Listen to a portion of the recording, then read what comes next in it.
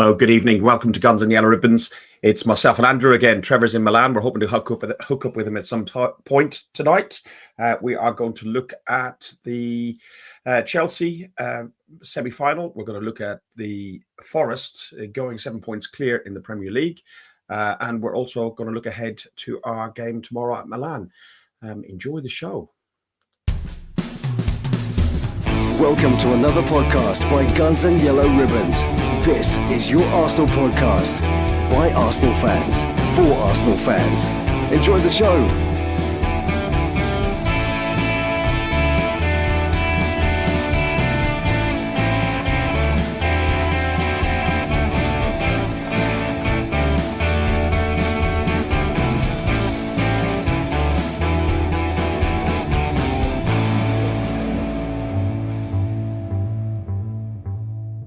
Hello, good evening. Welcome back to the show.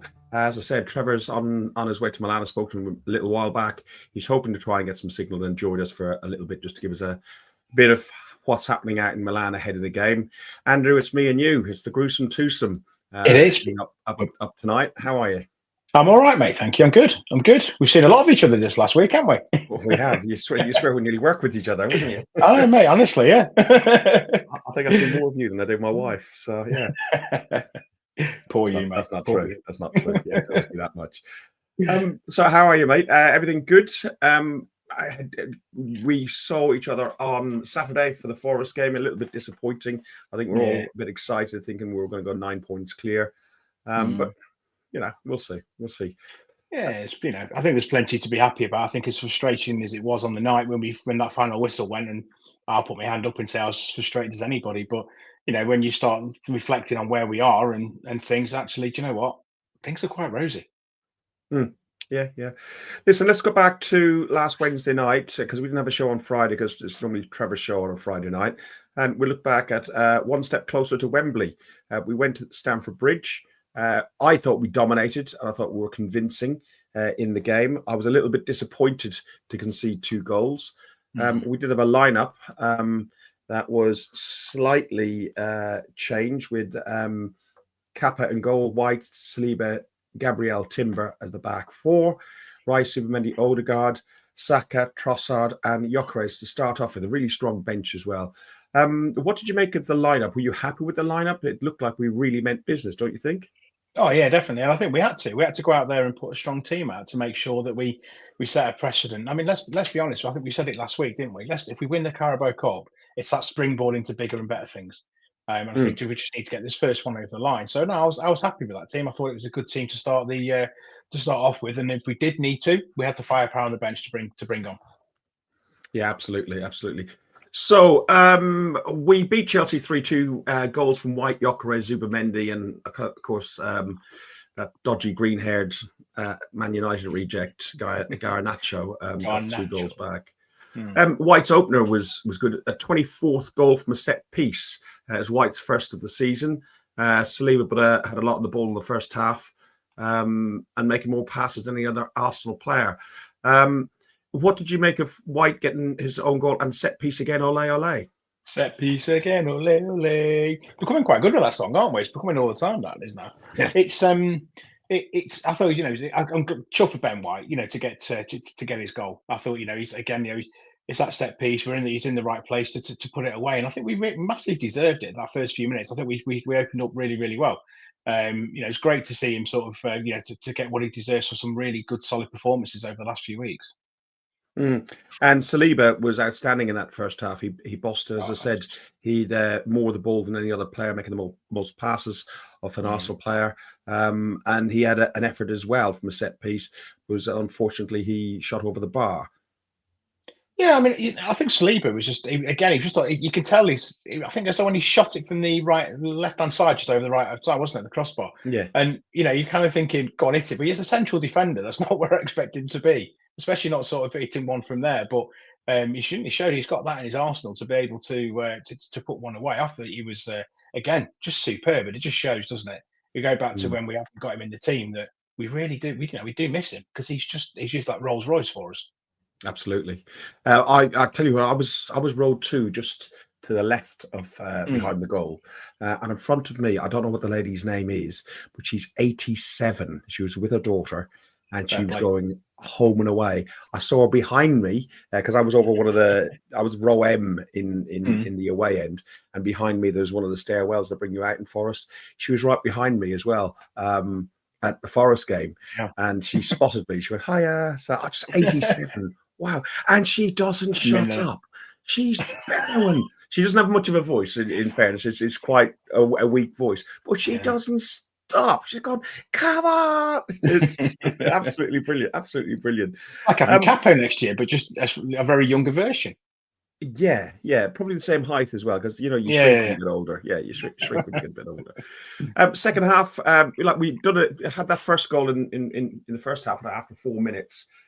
We dominated that first half. I was quite comfortable after that first half. Disappointed that we hadn't got more, but it definitely felt men and boys. Chelsea didn't look at the races at all, and I didn't fear them for a second. Did you? No, not at all. I wasn't worried at all. I think, so if you'd have taken 1-0 back to the Emirates, I'd have been happy with that. No, actually, no, scrap that. I'd have liked another one to have gone back with if it didn't. But it just, we just looked comfortable on the ball. It didn't look like we were pressured, and it was purely, sort of that substitution when he came on that sort of made that difference for them and made them better. But I thought we looked really solid, and it's great to be able to see, some of those players out that don't get the run out every week to make a statement. Thought Kepa dealt with some stuff really, really well. Which was good. Maybe a bit later on, you question maybe one of the goals and see if he could have done something with that. But I was absolutely chuffed to bits with the way that we were playing. So second half started quick as well. We came to the game. So I'll tell you what, we got Trevor in here. So let's bring Trevor in. Hey. Hilsey, how you doing, mate? About time you bloody added me. I've been waiting 5 minutes. It just popped up now. Don't you start lying. It just popped up. I can see when you get added. So I've missed you, Trev. How are you doing, you grumpy bugger? All right, mate. Look at that light shining out my head. Yeah, I'm all right. Yeah, I'm having a quiet night tonight. All the young lads have gone out having everyone on the piss, but I'm just having a couple and keeping out their way tonight. I'm having a quiet night. Trevor, I don't know how long you're going to be with us, but if you're going to be with us the whole thing, we'll carry on with the Chelsea game. Or do you want to look at Milan? I won't be here long if I can help it. Okay. I don't know how to take that one. Let's finish off with the Chelsea game, and then we'll go and look at Milan, and then we'll go back to Forest afterwards. So, second half, we started off quick in the Chelsea game, Trevor. Scoring, I think it was in 2 or 3 minutes. It was Saka putting a ball into White for Victor to tap in, a nice tap in. There was a little bit of controversy over that in the sense that Match of the Day pointed out in particular, our Sky Sports, I think, I watched it when I got back that night, that Saka, Victor was making the run for the ball. Saka, because he's mostly left-footed, couldn't lay the ball off quick enough. So he passed to Ben White, who put the ball in. What did you make? What did you make of all this story? What, the story about Saka not passing to Gyökeres? Yeah. I don't believe it for a second. I don't believe it. I do think that they should be finding him a bit better with the through balls, maybe. And we're still not working right. But Saka doing it on purpose? No, of course not. Not a chance. Not a chance. Andrew, you can see in this picture I've got here that you can see when the ball doesn't come through at the right time, Victor's very frustrated. Again, I can understand his frustration, can't you? Yeah, but he is going to get frustrated, isn't he? Because he knows that the fans are starting to, to question a little bit, what's going on. Some people, well, what have we spent 62.5 million on? He wants to score. He's not going to be happy with just 5 goals in 20 appearances for us, is he, so far? He's going to want more. And I agree with Trev. I think he is making those runs, and I'm trying to find it, but I saw it earlier. He's made 87 runs into the box, and I think we've only found him less than 10 times. So you kind of question if it's a little bit of Gyökeres adapting to what we're doing, and then them adapting to Gyökeres. It's a bit, it's got to happen at some point. And I still think it will. I mean, I've said before, I think he'll score 20 goals this season. I've railed that back to 15 because I'm going to give him. It doesn't seem to be quite clicking, but it's not what he does scoring the goals. It's what he does off the ball and what he does taking defenders away for everybody else to score. I think he's still an absolute crucial player for us. I've just got this like question mark over whether we start him or we bring Jesus or Havertz in at the moment. Trevor, there was the final bit on that was his goal celebration afterwards. That was right in front of where I was, and you can virtually hear the players when I'm in row 2. You could virtually hear the players what they're saying, and they were saying that he didn't look at Saka and he ignored him. I think he was just focused on Ben White and gone to Ben White, thank you for the cross. People love making something out of nothing with the Arsenal, don't they? Right? I can't see that there's any problem, right? Having just said what I said about Gyökeres, I am slightly concerned with his first touch and his control, and I'm even more concerned that he seems to go looking for contact before he goes looking for ball. I'm hoping that that's going to change. As for the Saka, Ben White, I'm putting it out of my head. And I'm not going to drift onto this, but while you're talking about people kicking off, they shouldn't be thinking about that. They should be thinking about what's going on in Declan Rice's mind at the moment. Hopefully, you can come back to that. Yeah, I will do. To be honest, it's on our it's on our graphic. I thought you passed out in us there, but you starved to death. Or something like that. Do you know what? Just on the Declan Rice thing, because you brought it up, it was something that's like, you know about the Forest on Saturday, Trev, when he was like, again, we've done it again. Yeah. They've Again. done it again, which is language. Sorry about that. I wasn't going to F-bomb before 9 o'clock, but we'll let you off. It was, again, I think it's frustration. And we've got to take in that reaction there and Gyökeres' reaction. Is there anything actually wrong with it? And I would actually say, no, there's not. I want that reaction. I want them to know, to where they are, because that just shows Gyökeres wants to score. That shows Declan Rice isn't happy. You can imagine the conversation in that changing room after the game. Yeah, he's gone in there and he's given, he's done it. And I want that. Sorry, I like it. I like seeing what Declan Rice is doing. I'm not sure I like him falling out with AirPods Albert. I'm not sure how to take that. But showing that passion and that commitment on the pitch and being prepared to give one of his playmates a bit of a volley if he thinks they've done something wrong. Maybe that's what we've been missing because we've not been doing it, have we? Odegaard, as much as I love Odegaard, he's never going to turn around and give someone a volley on the field, is he? So, look right. It's like this, right? This is what it's like, right? All this is going on. They're falling out. Every week the media finds something else to talk about. It's like it's either Gyökeres non-penalty goals, right? They've never said Harry Kane non-penalty goals, have they? Or Alan Shearer non-penalty goals. Suddenly, bosh, Gyökeres is non-penalty goals. They like to have a go. Saka didn't pass to Gyökeres. Blah, blah, this, blah, blah, that. They just like to find stuff about us. And it's going to go on because we're 7 points clear at the top of the league and we're over halfway through the season, boys.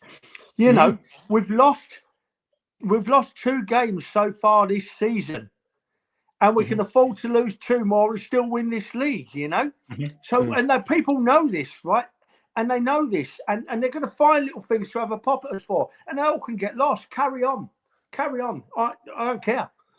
Ronnie I'm said not exactly talking anymore. that Ronnie said they're nowhere near to winning some trophies and they don't like it. Trevor's got a good point, and I said this to Andrew just before we came on. I'd seen this in another group I'm on. I think he thinks the issue is having a left footer playing on the right side and a right footer playing on the left side. I think it would be interesting to see if you put Saka on the left and say Martinelli on the right or Noni on the right, how that service would be to Gyökeres. Look, go on. Berg, I can't. I've brought the wrong glasses with me, so I can't see them comments. So I just read it basically. I just basically said I think the problem is having a left footer on the right side and a right footer on the left side. Well, Ronnie's got a point, boys. Ronnie's got a point because look at when Madueke comes on and plays right side, right footed. Oh, it's phenomenal. I'm not saying we look a lot better side, but we look a different team. There's a completely different aspect to our game, Yeah. And maybe he needs to do that. Maybe he needs to start, like Ronnie said, play Saka on the left the odd game because it'll screw the opposition's minds, won't it? If the opposition, how football's planned these days, right? Especially in the Premier League, they spend hours and hours and hours planning every game, right? Imagine if a team's planned all week and then suddenly when they come out to play, Saka's on the left. They're going to think, we ain't prepared for this, you know. So he did it a few weeks ago, didn't he? I'm all for that. He did it a few weeks ago. He was on the left hand side because remember we were saying I can't remember which game it was. He was overloaded the left hand side because Saka and Madueke were on the other side, and it worked an absolute treat. Yeah.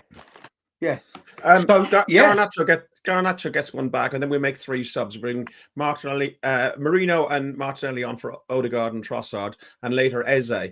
Marino makes an instant impact on the pitch, a bit like he did against Forest at the weekend. He's been absolutely outstanding.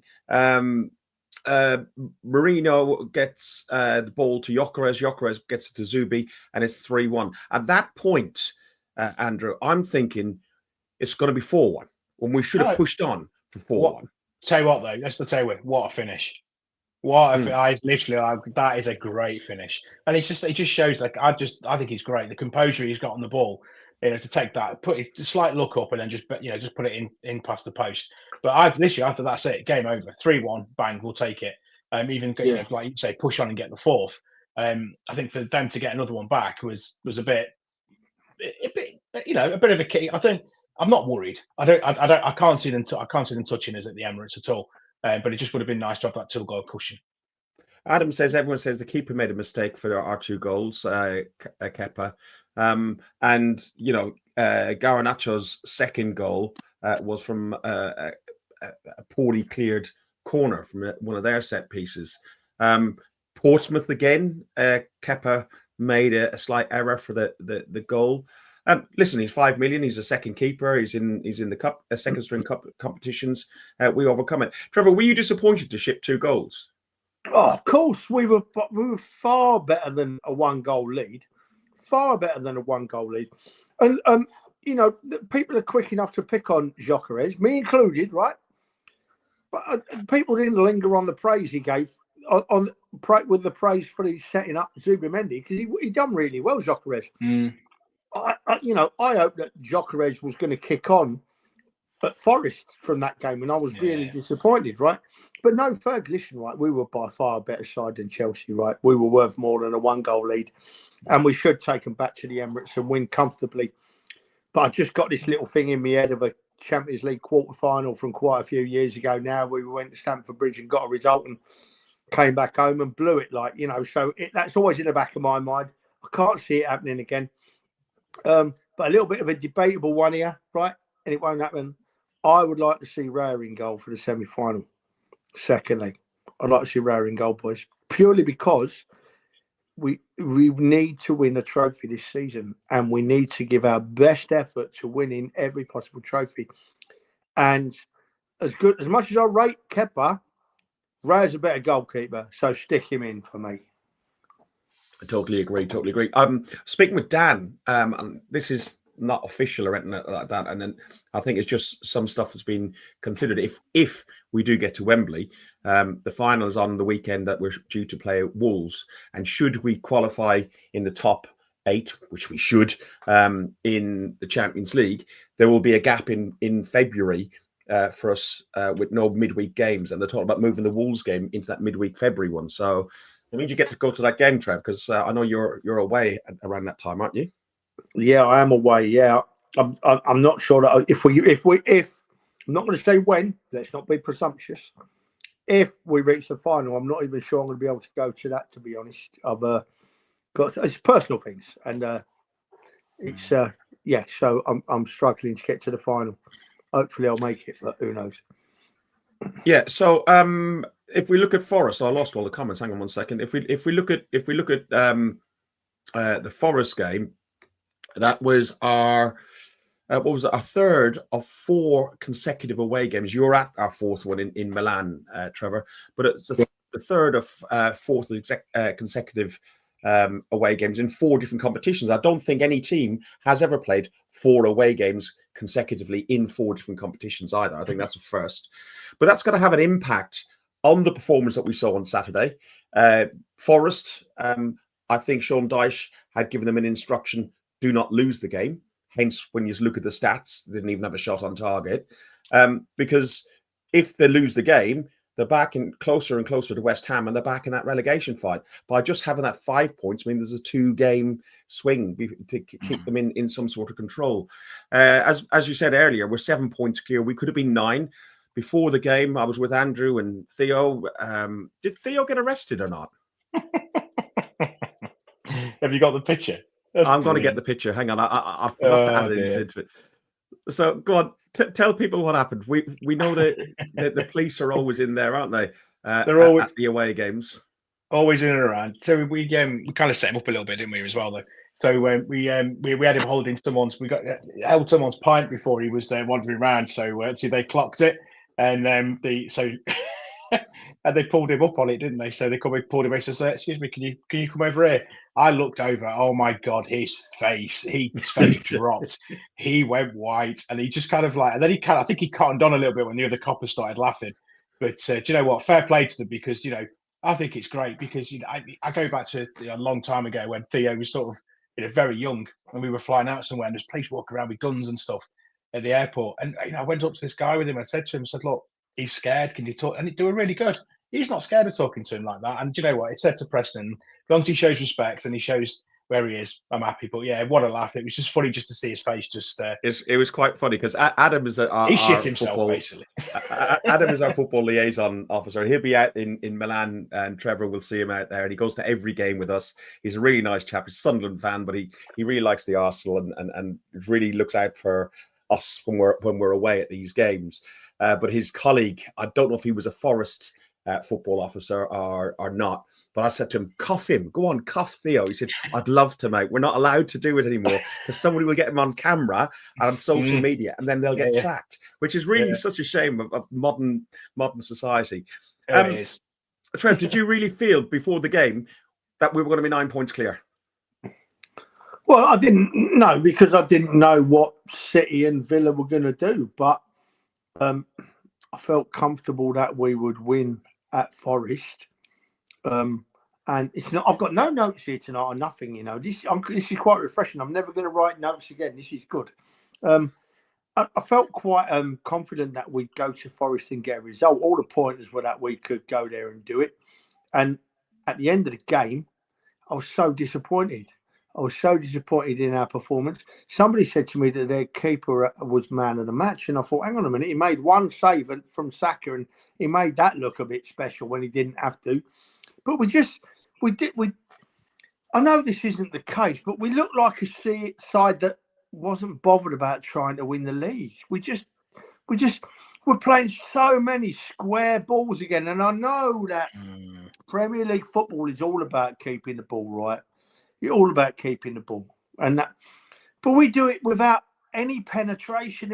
It was mind-numbing, waiting for the forward ball, the ball that was going to break a defence. Every time Odegaard got it, I'm thinking, move it forward, And when it went out to the wing, I'm thinking, go forward, overlap fullback, and it just didn't seem to happen. I know we had a couple of chances, and on another day we win it 1-0, maybe 2-0.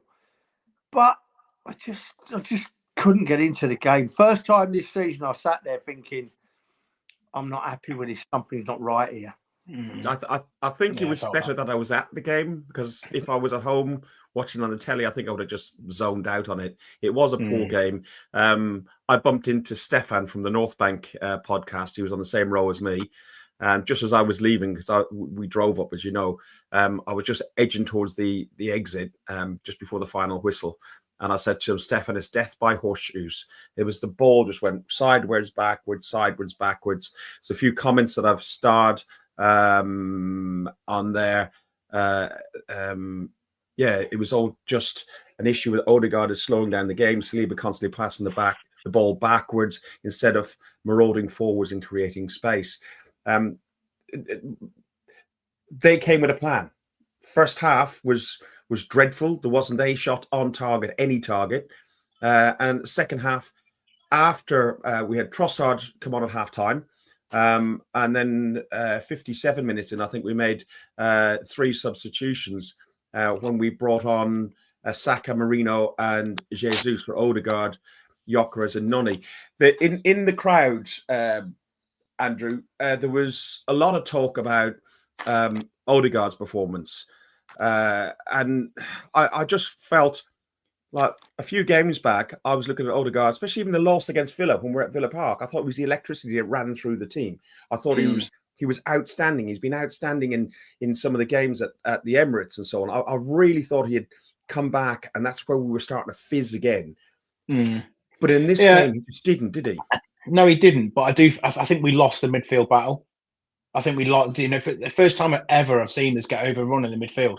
A few times, and I think that was down to his factors of we weren't pushing forward. We weren't high enough. We were too deep. We weren't getting the ball up quick enough. And I just think we've got to. It's kind of like someone put the handbrake on us a little bit.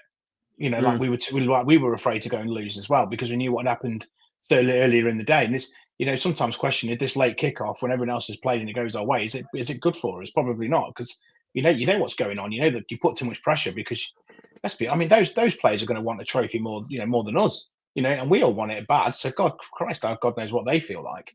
But I do agree. I think Odegaard just wasn't at his best. I don't think anybody was. I can't think of anybody that shone for me. And when we made those 3 substitutions, it did change because Jesus ran more up front and he just looked like he pulled them apart a little bit. And we had more opportunities. I mean, let's be honest. Let's give Sells his credit. There's 2 cracking saves that he did as well. Yeah. I'd have saved them. I'd have saved them. You'd have never got that for that sack ahead, Trev. Not a chance. Unbelievable. He made a meal out of it. Trevor, Andrew just said about the midfield, and then we were just had no options in the midfield, and he said he hadn't seen that before. I saw it against Liverpool the other week at the Emirates, where they just blocked up the midfield, and we just couldn't create anything from there. Yes, yeah. It's like we've gone backwards a bit in that aspect this season. Now I wish I had a notebook because Andrew and Fergie just made some brilliant points, the pair of you. And I'm struggling to remember what order they came in now. But yeah, we had a really bad day, right? We had a really bad day. And we are allowed, on this podcast, right, as far as I'm concerned, we are allowed to say if a player played really badly and we're disappointed in him because people know that we talk as proper fans. We're not picking on anybody. We say what we see, right? We're not glorifying anything. We're not looking for anyone to fall over and get run over, as they say, stuff like that. And I thought Odegaard had a really bad day. His worst game I've seen him play for a long time. He looked completely off it. But then again, I didn't think Declan was that good either. I didn't think Declan showed as much as he has been. Maybe he's shattered the lad because that's unusual for Declan. Or maybe you're right, Ferg. Maybe it was just a case of Forest just set up to block us and they pulled it off just like Liverpool did, as you said the other week, And I've got to say this, right? I think I said it last week on the show, right? And it's a word of caution from me, right? But Gyökeres went off and Jesus come on and Jesus ran around like a madman, chasing the ball, pressing. But don't forget, Jesus and Havertz are not necessarily going to be the saviours. Because the reason we bought Gyökeres is because Havertz and Jesus don't score enough goals, right? That's why we bought a striker. We all know that, right? I'm desperate to see Havertz back in the side more than I am Jesus, because I think Havertz has so many different aspects to his game. I'd love to see him squeeze maybe Havertz and Gyökeres into the same team for a go, but I don't know how they'd work that. It mean you'd have to either drop Rice or Odegaard, and that don't happen unless you drop one of your wide players and let your fullback go up and down that wing. There's loads of different options. I can't wait for Havertz to come back. But what I do know is,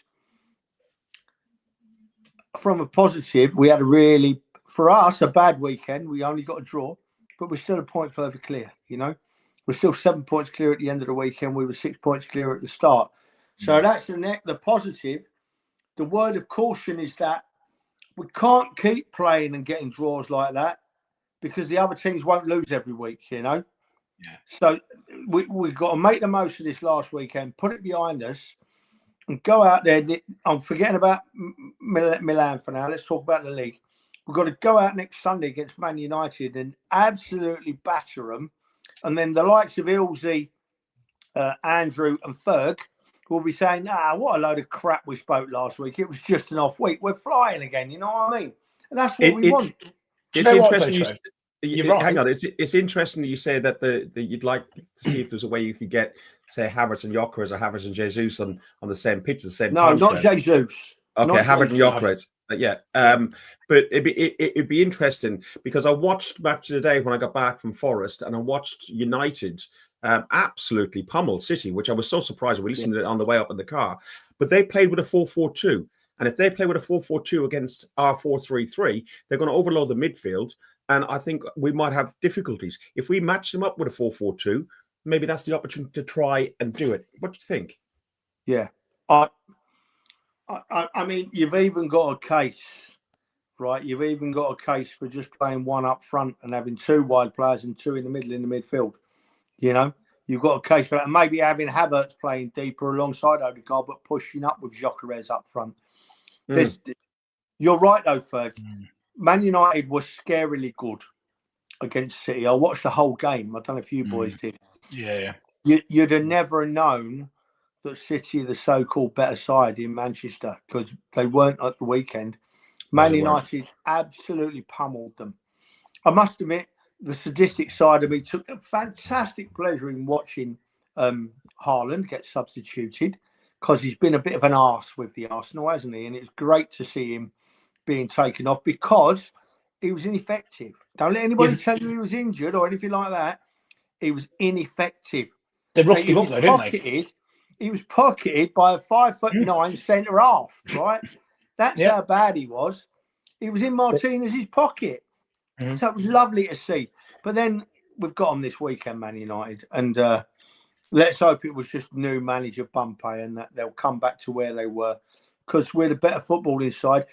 But boys, if we played like we did last weekend and Man United played like they did last weekend, then we've got a game on our hands, a proper game, a real proper game. We need to up our game a lot. What did you make of? I know we've done this a little bit the wrong way around, but what did you make of the lineups in the game? The changes in the lineups, in particular, Madueke coming on in place of in place of Saka. On the day, myself and Andrew, we were okay with it because we need rotation. Were you okay with it, Trev? We haven't spoken much this week, actually. Sorry, I'm eating, but I haven't eaten all day. I'm starving. Look, right. We've got a squad for a reason. We've bought a lot of players for a reason.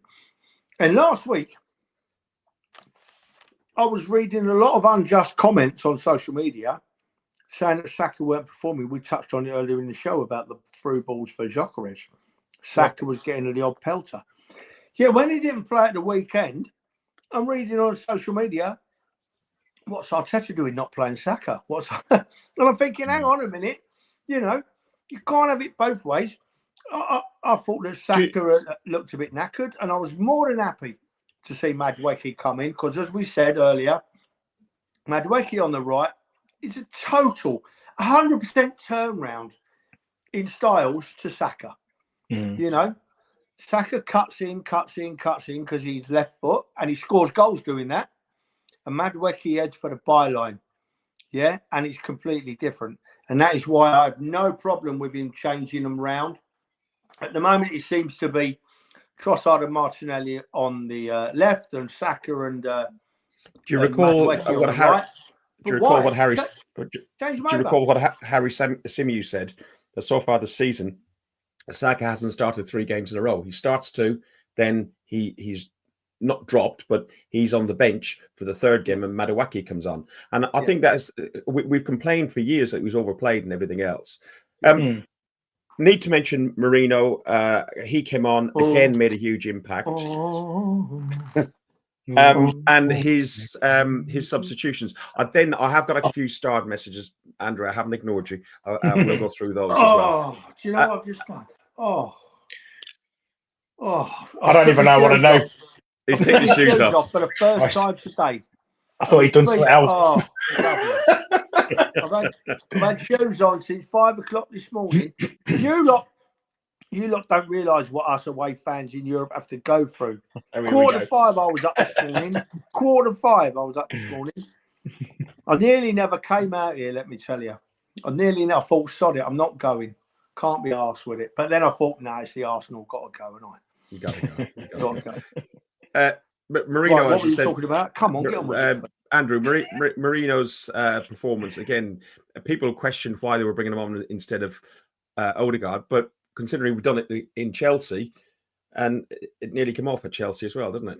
It did, yeah, it did. And it nearly came off as well at Forest. The Forest, he came on and again he changed the game, didn't he? Those 3 substitutions just spun the game around, and I honestly thought with that time I thought we were going to go and win this because we just looked so much more threatening going forward, and we created more opportunities. But Marino was he made that midfield tip. We looked like we were in control of that midfield when he came on, which was really positive. And I don't know, is it that captaincy that he got a few weeks ago that's just he's giving him that confidence to be able to play better? He just, for me, he's again nudging on player of the season again. Martinelli, I don't know if this is why he was substituted at half time, but he should do a little bit better than that, don't you think, Trev? Yeah, it was disappointing, wasn't it? It was disappointing that, but he's been putting them away all season. I'd have scored it, but then again, it can't be helped. Okay, it was horrible. You see, there's that one, and then there's a pretend good save that the goalkeeper made. Were our 2 major chances.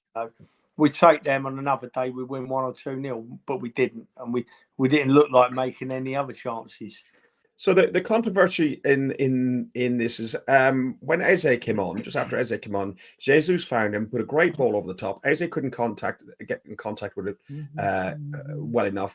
The free ball eventually came back to Saka, and when he tried to put it over to Jesus, I think. And then there's this penalty shout.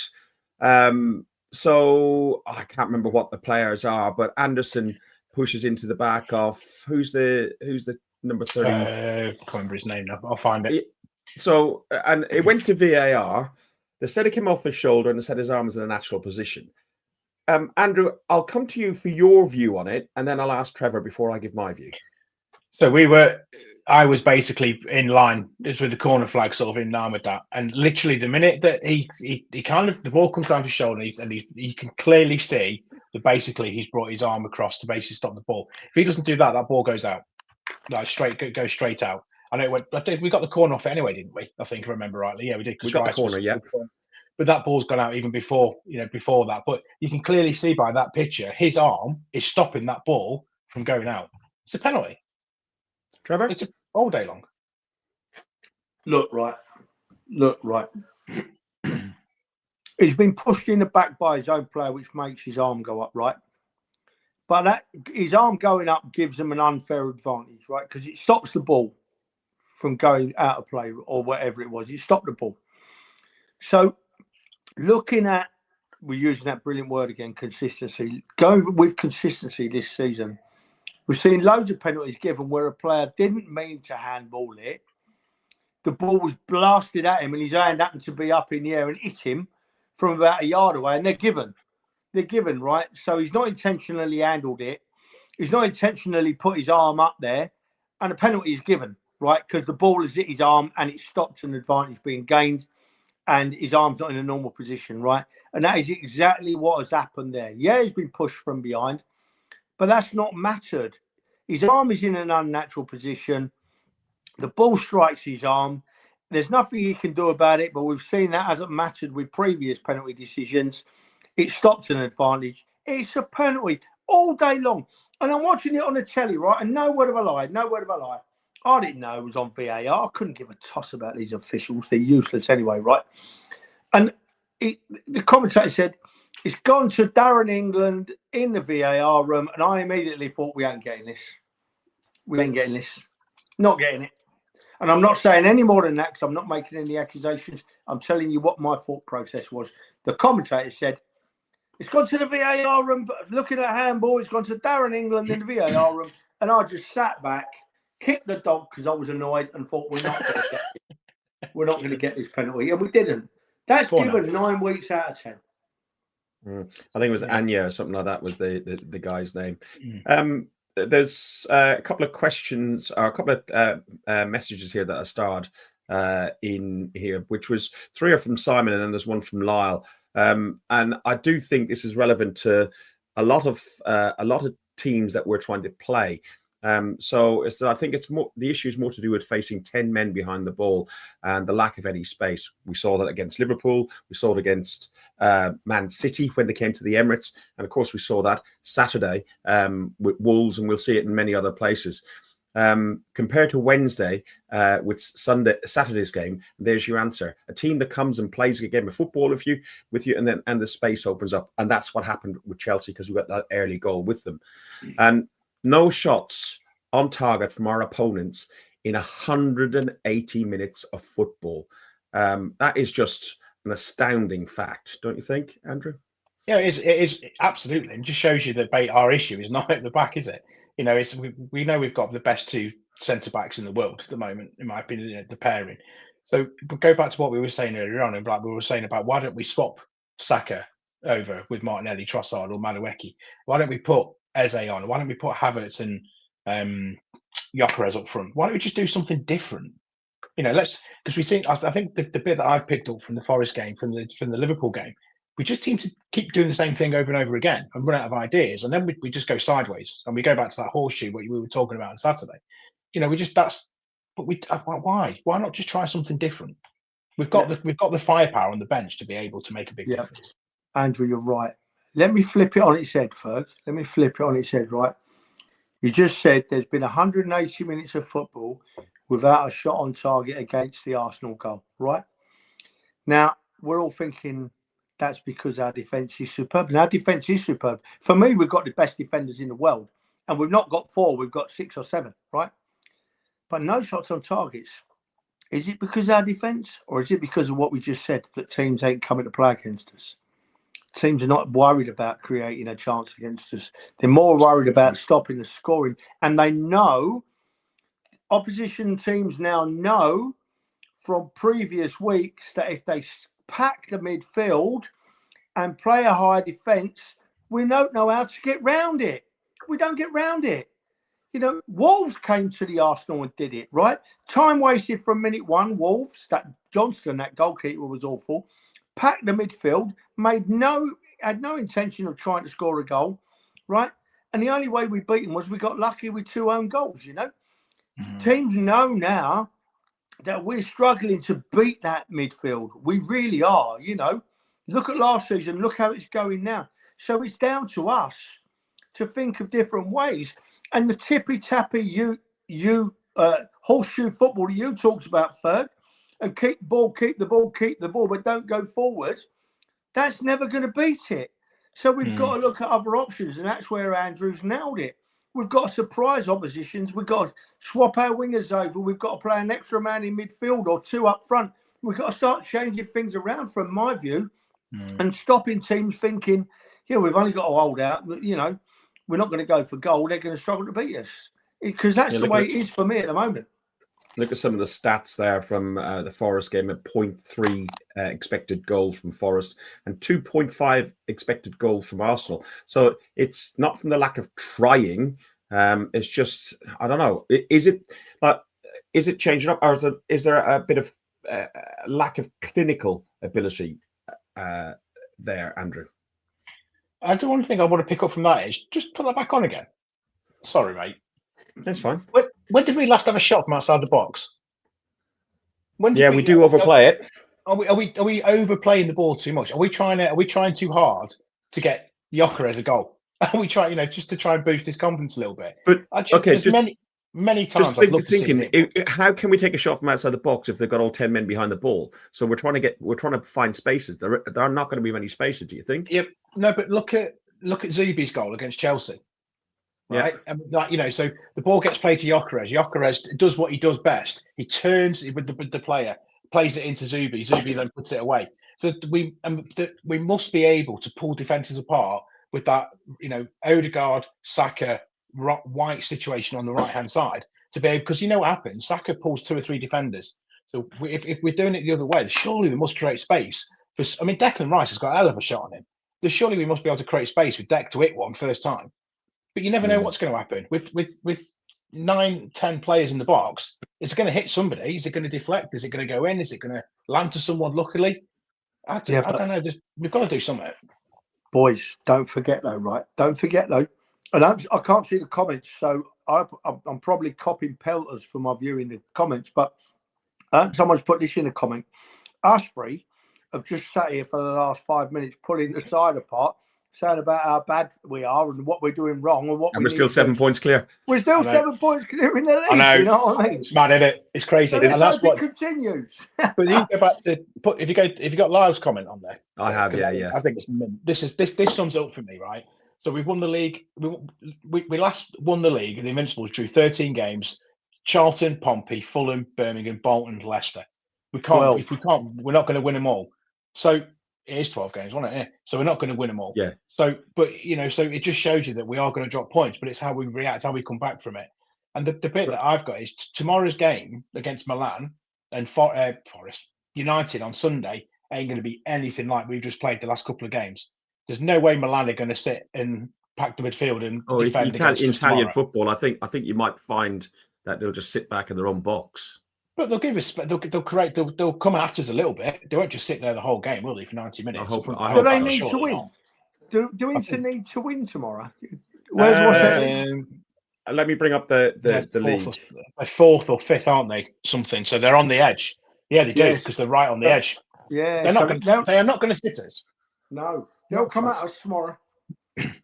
And if you really have no way are United going to come to the Emirates after last week and sit there and go, come on then, come and beat us. Not a chance. And let me jog your memories, right? What happened when we went to the mighty Real Madrid last year and they had to come at us in the Bernabeu? We won 2-1. Should have been more. Saka missed a penalty. So that's not a problem. If they come at us tomorrow, we'll beat them. I'm sure we'll beat them. But let's look, all this week, right? Every you know me, I'm on X a lot, right, or Twitter, whatever you want to call it. And every time I put a post on this week, it's jumped on by either a Liverpool fan or a Man City fan. Jumped on. I don't know how they see me posts, right? It must be their algorithms. They must search Arsenal all the time because I never see anything of theirs because I never look at it. But every time I put a post, there's a Liverpool fan or a City fan on there. Chucking a bit of abuse or a bit of banter. Sometimes it's abuse. And you know what? I absolutely love it. I absolutely love it because I know we're in their heads. They know that we're in with a proper good shout this year and they're worried. So, I'm going to try and you two boring gits talk about what you want, and I'm going to try and lift the mood a bit, right? I think for me, we're going to beat Inter 1-0 tomorrow, right? And then Man United are going to come to the Emirates and they're going to be buoyant, Ferg, Andy. They're going to be buoyant after their win against City last week. And they're going to try and play football and we're going to put 3 past them at least. I'm telling you. Before we go to the Milan game, because I want to talk about that now as well. Our podcast tonight is sponsored by Complete Nutrition. So check out their socials. They sponsor Guns and Yellow Ribbons. If you use Gunner 10 once you start the shop, you will get a 10% discount. Follow them on Instagram and everywhere else. They're UK-based, UK-sourced nutrition company. So proper, decent lads. It's not one of those chains. So give them a follow. We also, as we do at every podcast that we do, we like to mention Andy's Man Club. Andy's Man Club, if you're going through a storm or just been through one, or if you need any help, if you're feeling at the lowest of your low, January is Blue Monday today, they say, which is when people feel skint, fed up, and all the pressures are on you. If you do, just reach out to Andy's Man Club. Go to andysmanclub.co.uk. And check out, there's 600 places around the country, that are 300, 400 places at least around the country where they meet on a Monday night, 7 till 9. Means you missed this show, but you can come back and join us a few weeks later once you got your head together. And yeah, remember, it's always okay to talk. Yeah. Milan. 15 points. Go on, Trev. if you're feeling down, you've got it in your head that I'm going to feel this way forever. And I'm going to look you in the eye now and say, it don't matter how down you're feeling, you will feel better. It may take time, it may take help, it may take a long, long time, but you will feel better. You will get over it. The biggest healer is talking and time. So if you feel you're down, do as Ferg just asked. Go to Andy's Man Club or message Uzi the Gooner or message Ferg or message Andy and we'll all talk, because that's a great place to start. Right, Ferg, I'm done with that now. 15 points clear, boys. And this is it's turning 15 points clear. When did we win the low ball games? Sorry, 15 points better off than we were after playing the same games this time last season. And when we look in comparison to Man City, as we said, we're 7 points clear. And it's the games on there's really interesting stats. I can't remember what the guy's name is on Twitter, but he's putting some really good stats together. I've asked him whether he will do if he could put 23-24 season as well to see how far we would be ahead of 23-24 because we were, I think that season we done even better. But the turnaround, the main thing that we all said at the end of last season, the main thing was that we turned those draws into wins, and we are doing that. We've turned, I think, 6 draws into wins. Really good news. Let's talk Milan. I was going to say, there's absolutely no way you put that together, Ferg. So that must have come from somewhere. I'm actually very good with Excel, I'll have you know. So there we go. Champions League. Let's talk Champions League. Trevor, you're in Milan. How many of the Gooners are out there already? I know you always travel that little bit early. I have caught you eating again. I have. Yeah, sorry. No, they the town's full of Arsenal fans already. There's been a load. Our flight from Stansted was full of Arsenal fans all over the place. They're all in the bars having a good time. The Arsenal fans are always well behaved. I'm getting on a bit, so I've stayed in to do this. I'm probably going to pop out in a bit and just have a couple. There's a little bar just up the road, and then tomorrow I'll be on it again and do a little video and we'll talk about the game. But much as has been for most games this season, Ferg, like we've just had a bad performance against Forest, but I'm still not worried about tomorrow or Saturday or Sunday for that matter. Still not worried because even when we're playing bad, we get draws or we nick a win, and so I'm just looking forward to going. We're going to get to the San Siro early because it's a hell of a place to get into. If anybody's out here and you've not been out here before, get to the San Siro early, a couple of hours before kickoff, and get in the ground. Get in the ground because outside, about an hour before the game, it goes mental. It's horrible. It's horrible. So get in the ground. We're right up in the clouds, but you should hear us because we're going to be winning, I'm sure. I'm excited about this football club and what we're doing, Ferg. I know we've spent quite a while tonight talking about the low points and where we think our deficiencies are. We're entitled to do that. We can do that. We're a podcast that supports our football club through highs and lows, through thick and thin. And we're entitled to say where we think we're weak. But what I will say is I still think we're going to win every game now. I looked today. Did I say it earlier in the show? We've lost 2 games all season, right? And we're over halfway through the season now. And we can afford to lose 2 more and still win this league, And I looked and I thought, I may be wrong. I may be just biased. I may be just an idiot. Lots of people will agree with that. But I can't see us losing 2 more league games. I can't see it. We're just got this knack this season of pulling a win out of somewhere. And inside me head, right inside me head, me mad Arsenal head. You know me, I breathe Arsenal, right? I go to sleep and I dream about playing for the Arsenal. I wake up in the morning and I put my red socks on because they're my Arsenal socks. Everything is bloody Arsenal in my head. And I love this club dearly. And I can't see us losing this game tomorrow or on Saturday. And I can't see us losing 2 games more in the league, more than 2 games in the league this season. I'm probably going to get shot down. Someone will be bookmarking this at this very moment. But bookmark it and chuck it back at me if I'm wrong. And do you know what? I'll laugh at you because I'm doing what proper fans should do, right? Not call our side out after a bad game or a loss. Not wish death on the players or their families, as I've seen. I'm talking from the heart as an Arsenal fan, right? And so if I'm wrong and we get beat in the league, chuck it back at me. I'll laugh in your face because I'm an Arsenal fan, you know? I'll be gutted deep inside, but I'll know we've give everything. So, you know, come on, people. Let's. We're entitled to pull it all apart as we do, but don't go in too heavy on them. This squad has got us 7 points clear in the league. It's got us at the top of the Champions League. It's got us to the second leg of a Carabao Cup semi-final with a lead. It's got us in a home draw in the fourth round of the FA Cup. Come on, we'll call them out if we don't think they've played well, but also look at what they've achieved for us this season. Mm-hmm.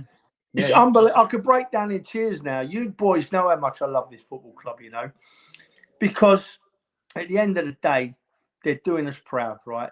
They're doing us proud. And I don't want any more from them. Second half of this season, I don't want any more. I'll be quite happy with just the way we're going along.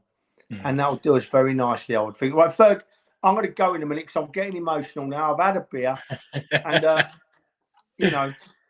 Well, we said at the start, didn't we? We said at the start of the show, didn't we? Because that's how we opened. We said, you know, we're 7 points clear. We're top of the Champions League. We're in the Carabao Cup semi-final. We're in the FA Cup. There's a lot to be. Everything's rosy. There's a lot to be really thankful about. If this is our dip in form, bring it on. Because I tell you what, there's so much more to come. And in May, when we are absolutely writing off the whole of May because we're drinking the whole time because we're celebrating everything, I'll quite happily have that. Andrew, do you know what? That's another point, right? I've gone and booked myself 3 nights in London after the Palace game away at the end of the season, and it's not free cancellation. If I don't stay, I lose it. So they've got to win it now, so I can stop a 3-day bender. Mate, we'll all be sleeping in your hotel, mate. That's all right. We'll be piling in there. So Arsenal are 6 games into this Champions League phase. 6 wins out of 6. Victory over Inter Milan would make it 7 consecutive victories in the Champions League. Is the first time ever in the club's history. Inter have lost 2 games.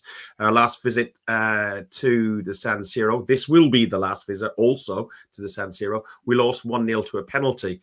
Arsenal have won 10 dodgy consecutive... handball. Yeah, it was a dodgy handball. Arsenal have won 10 consecutive league phase matches, just conceding 10 goals since. And Martinelli, who we criticised, said come into criticism over missing that goal at Forest. Martinelli scored in 5 consecutive Champions League appearances and is the first Arsenal player in our history to achieve that feat. Some great stats there, Trev. Oh, wonderful stats. I mean...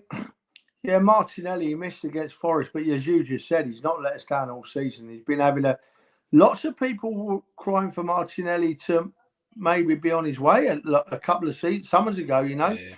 Look at him now. And the same with Trossard. Trossard got some real bad press, but he's proving them all wrong. Look, right, we're just right in the mix in everything. And every other fan of every other club in England would be in our position if they could be, right? Would be in our position.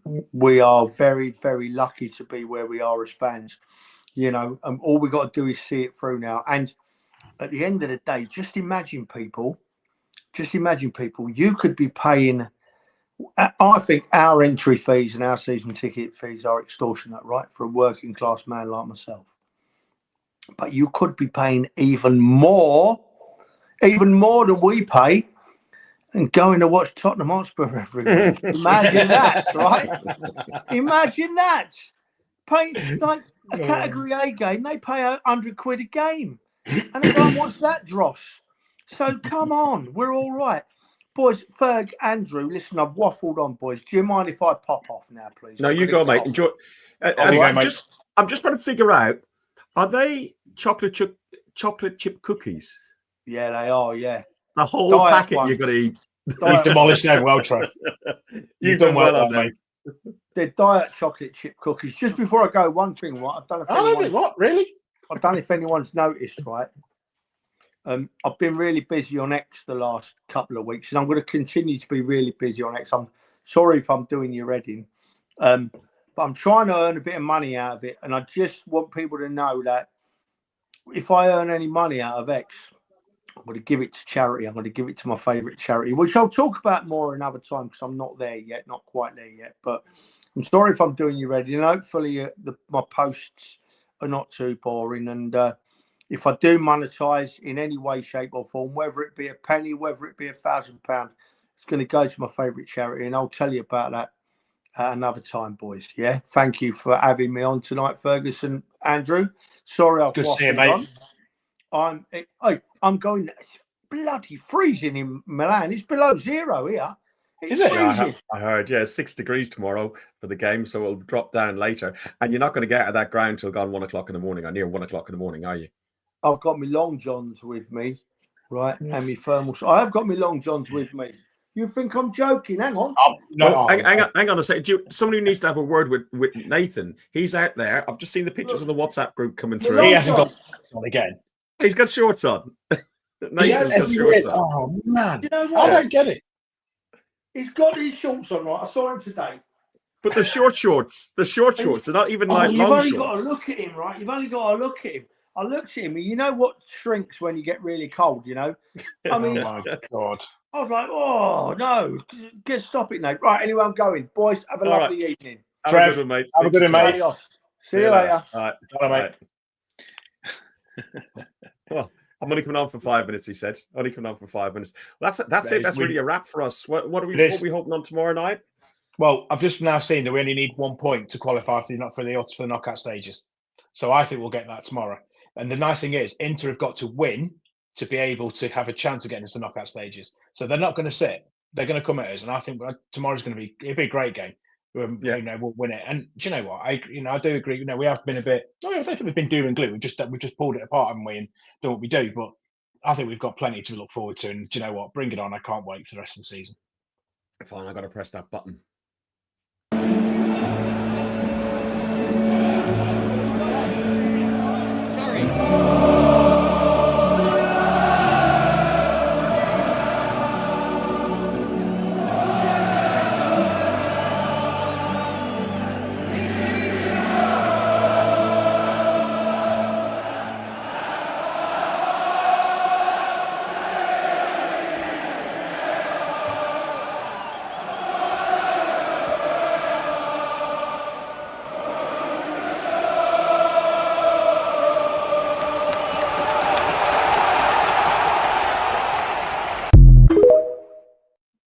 We have 405 people watching this show right now.